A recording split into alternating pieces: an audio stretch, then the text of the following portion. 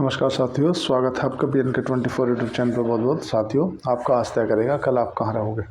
आपके आज के किए गए निर्णय व प्रयास ही आपके भविष्य की नींव रखते हैं, इसलिए सकारात्मक सोच के साथ निरंतर आगे बढ़ते रहें, अपने आप को अपग्रेड करते रहें। साथियों, खबर है जो कि मॉस्को टाइम्स की खबर है कि रूस ने एक टॉरेस शहर है जिस पे कब्जा कर लिया है। टॉरेस शहर, थोड़ा उसको विस्तार से समझे। टॉरेस शहर यूक्रेन का एक ऐसा शहर है जो कि माइनिंग वाला शहर है। जैसे भारत के अंदर धनबाद है या तुम्हारा सतपुड़ा की पहाड़ियों में जहाँ पर कोयले की खदान है, इस तरह ही टॉरेस जो है वो माइनिंग शहर है। अब बात कर लेते हैं साथियों, कभी कब्जा की बात अगर करें उससे पहले थोड़ा सा और समझें कि एक बार खबर चली थी कि डोनाल्ड ट्रंप जैसी सत्ता संभालेंगे तो वो 2 दिन में युद्ध बंद कर देंगे। साथियों, बंद तो किया डोनाल्ड ट्रंप ने, लेकिन यूक्रेन को दी जाने वाली मदद जो थी वो यथावत रख दी। बोले अब तक जो मदद दी है ठीक है, आगे हम मदद नहीं देंगे। एक्चुअल में क्या है साथियों कि ये जो युद्ध है, ये जो लड़ाई है, ये वर्चस्व की लड़ाई नहीं है, कहीं ना कहीं लालच की लड़ाई है। मैं ऐसा क्यों बोल रहा हूँ कि ये लालच की लड़ाई है? देखो, जब कभी ये वादे होते थे कि डोनाल्ड ट्रंप अगर सत्ता में आएंगे तो 3 दिन बाद ही अगले दिन ही युद्ध रुकवा देंगे। युद्ध तो नहीं रुकवाया, मदद तो उन्होंने ज़रूर रोक दी, लेकिन साथ ही उन्होंने बोला कि अगर आपको इसके आगे मदद जारी रखनी है ना अमेरिका से, तो आपको अमेरिका को जो आपके अंदर खनिज हैं, देखो ये ना कहीं जो यूक्रेन है ना, आप हो चाहे मैं हूँ, जो कोई भी हो, जो जनरली लाइफ में होता है ना, हम किसी भी व्यक्ति को पैसा तब देते हैं जब हम उसकी हैसियत देख लेते हैं कि एक्चुअल में ये अगर पैसा दे पाएगा कि नहीं दे पाएगा। चाहे जनरली अपने वैसे व्यक्ति में बात करो या किसी के झगड़े में बात करो, अगर किसी के पास कुछ नहीं है और वो आपके पास कुछ मांगने आ रहा है तो आप ये देख लोगे कि यार इसके पास में मेरा पैसा लौटाने के लिए कुछ है कि नहीं है। तो ऐसे ही जो यूक्रेन है ना साथियों, यूक्रेन के पास में जो खनिज हैं वो बहुत ही भयंकर तरीके से भरे हुए खनिज भंडार हैं, जिस पर जो नज़र है वो दोनों सुपर पावरों की थी, कहीं ना कहीं रसिया की भी थी और अमेरिका की भी थी। और ये चीज़ अमेरिका जानता है, मतलब रूस तो कब्जा युद्ध करके उनने बता दिया कि ये लोग हमसे मिलना चाहते हैं, इसलिए उनने युद्ध कर लिया। लेकिन अमेरिका इस चीज़ को जानता है कि इसके पास में कितने मिनरल हैं। देखो, उनके पास में कोयला है, खनिज है, मिनरल्स है, ऑयल है, नेचुरल गैस है, मेटल्स हैं, ये सब चीज़ें यूक्रेन में भरभंडार है। ये सब चीज़ें दोनों सुपर पावर जानते हैं। और अमेरिका साथियों इतना भी जानता है कि यूक्रेन इस कंडीशन में है कि अगर उसको कोई मदद नहीं दी जाए तो वो युद्ध नहीं लड़ सकता। इसीलिए यूक्रेन को अभी डोनाल्ड ट्रंप ने बोला भी कि भाई तुम्हारे पास में 2024 में इलेक्शन हुआ था, तुम तो इलेक्शन का टाइम पीरियड ख़त्म हो गया, क्यों नहीं कराया। फिर बोला कि अगर तुम अमेरिका से मदद चाहते हो, जिस तरह से मदद अमेरिका दे रहा था तो वो देगा, लेकिन उसके बदले में आपके जो खनिज हैं उनकी संरक्षण करने की रिस्पॉन्सिबिलिटी अमेरिका ले लेगा। मतलब जितने भी आपके चाहे कोयले की माइंस हैं, चाहे मेटल्स हैं, चाहे नेचुरल गैस है, इन सब चीज़ों का जो भंडारण है जहाँ पे ये हैं, उनका संरक्षण अमेरिका के पास चला जाएगा। और अमेरिका तब तक निकालता रहेगा जब तक उसके पैसे की भरपाई होगी नहीं। अल्टीमेटली ये जो युद्ध है, ये युद्ध कहीं कुछ नहीं है, ये नेचुरल गैस, मिनरल्स, मेटल्स, कोयला, इन सब चीज़ों की जो भरभंडार है यूक्रेन के पास, उसकी लड़ाई ये हर आदमी चाहता है हम ले लें। देखियो साथियों, फरवरी 2022 में युद्ध चालू हुआ था और आज लगभग 3 वर्ष हो गए हैं। और ऐसा ही नहीं है, ये जो टॉरेस पर कब्जा करने के लिए ना रूस ने अक्टूबर से प्रयास चालू कर दिया था। मतलब अक्टूबर से कंटिन्यू चालू कर दिया था कि भाई हम चालू कर रहे हैं और 3 महीने हो गए, लगभग 5 महीने में, भी फरवरी चल रहा है, अक्टूबर से उन्होंने जारी किया था। 5 महीने में उन्होंने पूरे टॉरेस शहर पर कब्जा कर लिया जो कि माइनिंग शहर है। अब साथियों बात करते हैं कि इससे फ़र्क क्या पड़ा। साथियों, जिस समय पर युद्ध चालू हुआ था उस समय पर उस टॉरेस शहर में, जो माइनिंग शहर है, वहाँ पे लगभग 30,000 आदमी रहा करते थे। लगभग वहाँ से साथियों 90% आबादी जो है वो जा चुकी है। 90% आबादी, मतलब 27,000 लोग वहाँ से जा चुके हैं। और उनकी गलती क्या थी? उनकी गलती केवल इतनी सी थी कि उन्होंने जेलेंस्की को अपना राष्ट्रपति चुन लिया था। या जो रूस की तरफ से भी जो लगभग 3.5 लाख लोग जो सैनिक मारे गए हैं, जो कि आंकड़े बताते हैं, ऐसा आंकड़े बताते हैं कि इतने लोग मारे जा चुके हैं, मारे तो ज़्यादा जा चुके हैं, लगभग 3.5 लाख लोग मारे जा चुके हैं सैनिक। यूक्रेन भी बताता है कि मेरे जो 50,000 से ज़्यादा यूक्रेनी सैनिक जो है वो मारे जा चुके हैं। उन लोगों की क्या गलती थी? गलती केवल इतनी सी थी कि उन्होंने उनको अपना राष्ट्रपति चुन लिया और दोनों की जिद्द की लड़ाई में आम जनता परेशान, कुछ लोग माइग्रेट होकर वहाँ से चले गए, कुछ लोग मारे जा चुके हैं और कुछ अपना जीवन जद्दोजहद में कब कितने बजे कौन सी मिसाइल आगे टकरा जाएगी इस शहर में भड़के हुए हैं। देखो साथियों, सबसे पहली बात मैं आपको बताता हूँ, जब भी दो देशों के बीच में युद्ध होता है, चाहे किसी भी दो देशों के बीच में युद्ध हो, अगर वो युद्ध अनाउंस करके होता है कि हम युद्ध कर रहे हैं एक दूसरे से, तो उस युद्ध की जो नीति बोलती है ना, वो ये है कि जो सिविलियंस हैं उनको टारगेट नहीं किया जाएगा, या जो सिविलियंस हैं उनको ना तो उनकी जो जीवनचर्या है उन पर कोई इफ़ेक्ट पड़ेगा और ना ही उनको डिस्टर्ब किया जाएगा। युद्ध होता है सेनाओं से सेनाओं के बीच में। भाई जैसे हमास या इजराइल का युद्ध था, तो हमास को आतंकी क्यों कहा उन्होंने?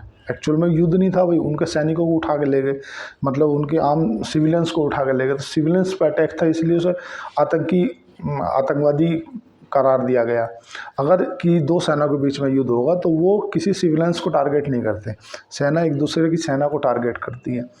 और इसमें लगभग 50,000 से अधिक लोग तो मारे जा चुके हैं यूक्रेन के, और 3.5 लाख से ज़्यादा लोग मारे जा चुके हैं रसिया के।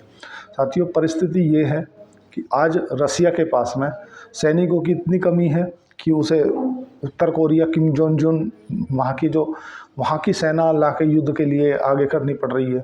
परिस्थिति इतनी गंभीर है कि देखो, डोनाल्ड ट्रंप ने हालांकि इन सब चीज़ों को देखते हुए सब समझा, एक तरफ उसकी मदद दी, बंद की, और उससे बोला कि अगर तुझे अगली मदद चाहिए तो अपने जो खनिज हैं, जो तेरे पास भंडार हैं, माइंस हैं, मिनरल्स हैं, खनिज है, ऑयल है या नेचुरल गैस है, उन सब पे जो एक्सेस है ना, उन सब का जो संरक्षण है ना, वो अमेरिका को दे दे।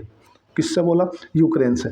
अब यूक्रेन के पास में ऑप्शन नहीं है, क्योंकि यूक्रेन ने इतना $1 बिलियन की मदद ले रखी है कि वो तो कुछ कर ही नहीं सकता। मतलब अगर वहाँ से मदद नहीं मिले ना उसे, तो वो बिल्कुल भी कुछ नहीं कर पाएगा। दूसरी बात, ये चीज़ें रसिया को बहुत पहले से पता थी कि उसके पास में कितने कोयले की खदान है, कितने माइंस हैं, कितने मेटल्स हैं, कितने ऑयल है, नेचुरल गैस है, ये सब चीज़ें रसिया को पहले से पता थी।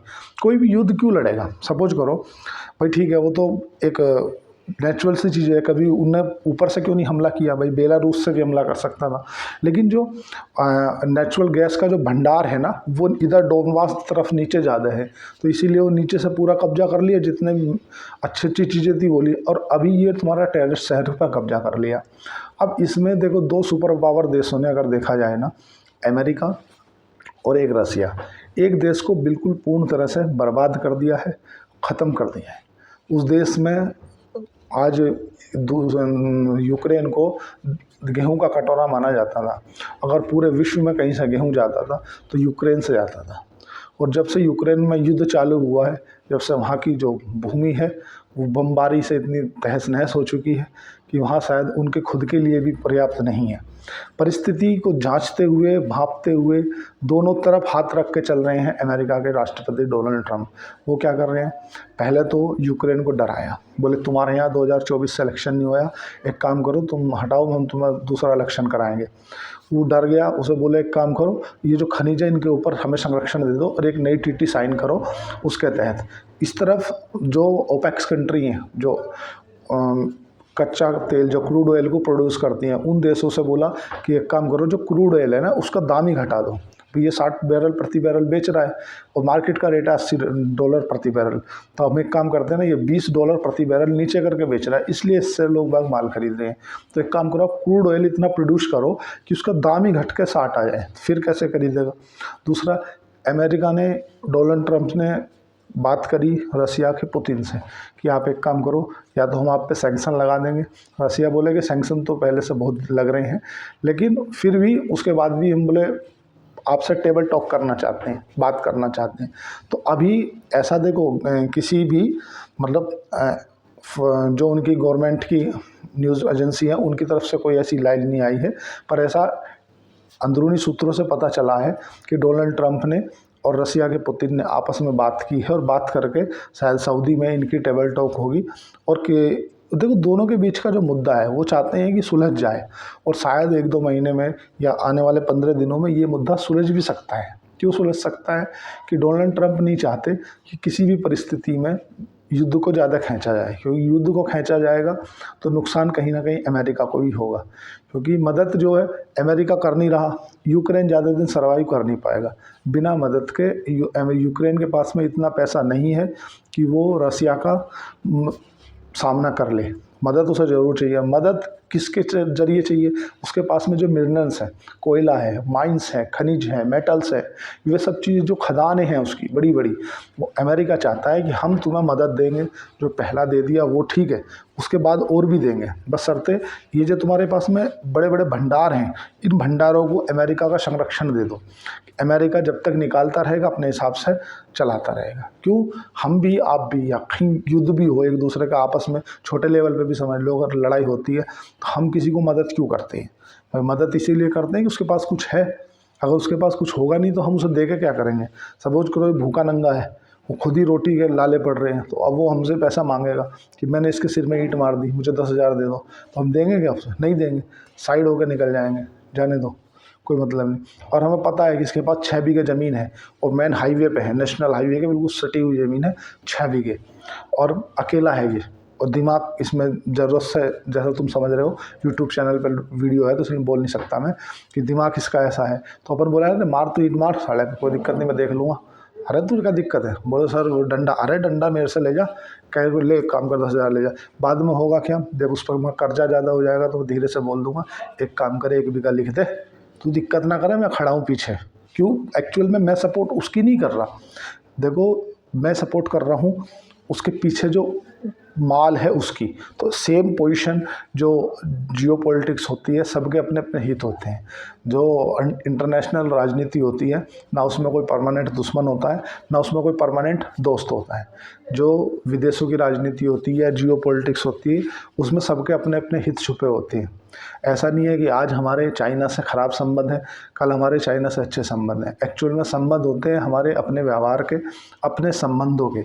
हमें उससे कितना लाभ हो रहा है, हमारी जो विदेश नीति है उससे हमें कितना हित पहुंचाया जा सकता है, बस। इसीलिए देखा जाता है कि जिस तरफ एक तरफ भारत इजराइल की तरफ खड़ा होकर बोलता है कि नहीं नहीं ये तुमने सही किया हमास के मुद्दे पे, लेकिन दूसरी तरफ जब यूनियन काउंसिल की बैठक होती है, जब यूनियन नेशन में बात आती है तो भारत 2 नेशन की सपोर्ट करता है। क्यों बोलता है कि नहीं नहीं 2 देश हैं, दोनों देशों को अपनी संप्रभुता का पूरा अधिकार है, हम दोनों देशों की चाहते हैं कि इजराइल भी बना रहे और फ़िलिस्तीन भी बना रहे। ऐसा क्यों है साथियों?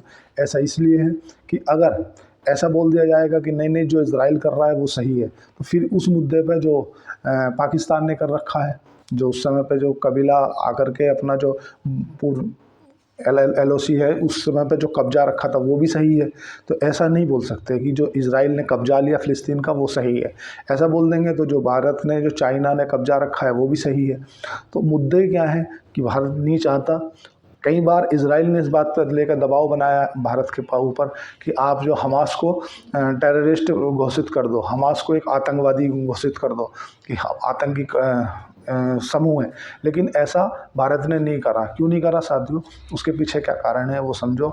वो इसलिए नहीं करा कि अगर भारत हमास को लेकर के कोई टेररिस्ट बोल देता है कि ये एक आतंकवादी समूह है, तो अभी तक हमास की तरफ से कोई भारत के अंदर ऐसी गतिविधियाँ या ऐसा कोई बड़े हमले को अंजाम नहीं दिया गया हो जिसमें हमास ये बोले आकर के जिम्मेदारी ले, जैसे लश्कर तैयबा लेता है, या पाकिस्तान में ऑपरेट होने वाले जो समूह हैं वो कोई भी आतंकी हमला होता है ना, तो उसमें वो सामने आके बोलते हैं कि ये हमला हमने कराया।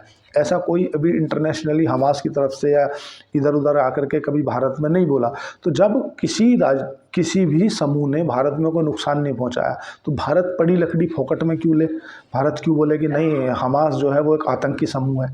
भाई आतंकी समूह आपको डिक्लेयर करने के लिए आपको उसके फैक्ट तो देने पड़ेंगे कि आपके यहाँ उसने क्या किया है। जैसे अभी अमेरिका में जो गए हैं, जिन लोगों ने जो कानून तोड़ा वो अमेरिका का तोड़ा है, भारत में तो उनके ऊपर कोई केस नहीं लागू होगा। बशर्ते ये देखना पड़ेगा कि वह टूरिस्ट वीज़ा पे जाकर रहे क्या रहे, वो सब एक अलग कॉन्सेप्ट है। मैं उसके लिए अलग से एक वीडियो बना दूंगा। लेकिन ऑल ओवर अगर कंक्लूजन पे पहुंचा जाए कि यूक्रेन और रसिया का जो युद्ध है, ये युद्ध साथियों वर्चस्व का युद्ध नहीं है, ये एक लालच का युद्ध है। और लालच एक ऐसा जो दो सुपर पावरों ने एक देश की अर्थव्यवस्था ही नहीं, उसकी अस्तित्व को ही हिला के रख दिया है। क्यों?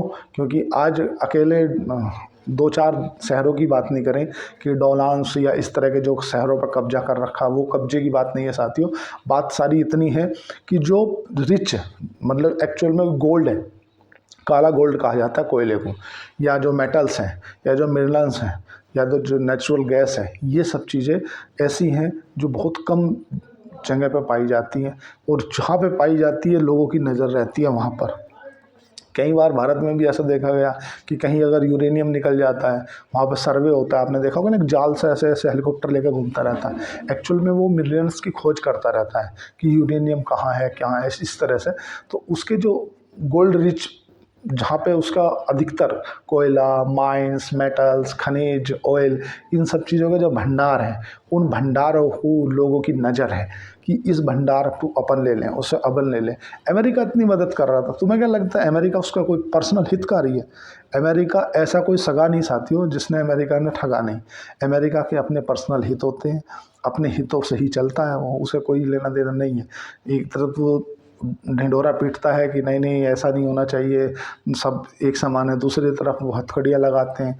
तो उनके अपने कानून हैं, उनकी अपनी व्यवस्थाएं हैं। लेकिन बात करें अगर यूक्रेन की, तो यूक्रेन के जेलेंस्की के जुझारूपन को लेकर के जो गरीब देश हैं, जो छोटे देश हैं, उनके लिए एक मिसाल कायम रहेगी कि एक जेलेंस्की थे जो कि सामर्थ्यता ना रहने के बाद भी 3 साल तक लगातार युद्ध को झेलते रहे और लड़ते रहे। साथियों, अभी जो खबर आई है उसमें तो ऐसा ही है कि उसके शहर पे, जो कि टॉरेस शहर है, जो कि तुम्हारा माइंस मतलब कोयले की खदानें थी, उस पर कब्जा कर लिया गया है।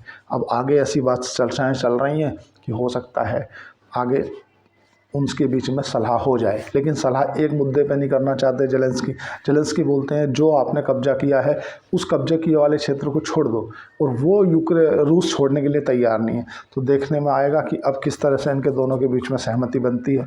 ट्रम्प साहब क्या इनकी सहमति बना पाते हैं, क्या नहीं बना पाते? अब देखो, कहीं डांट के काम चलेगा तो कहीं प्यार से काम चलेगा। साथियों, पढ़ना बहुत ज़रूरी है, इसलिए चैनल को लाइक करें, सब्सक्राइब करें। धन्यवाद, थैंक यू।